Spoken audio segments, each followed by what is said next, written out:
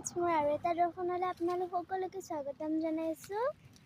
আমি বৈঠালাংচুৰ পৰা আহি আছিলোঁ ঘৰলৈ। চাওকচোন, কিমান ধুনীয়া পৰিৱেশ, বতাহ মাৰি আছে। এয়া চাহ বাগান হয়। এইটো হৈছে ৰাস্তা, এফালেদি গ'লে পাব বৈঠালাংচু। এয়া চাওক, ক'ত বহি আছে? বহি আছে। এয়া চাওক,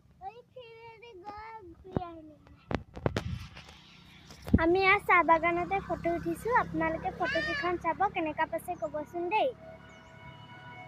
আপোনালোকে চাওক ফটো।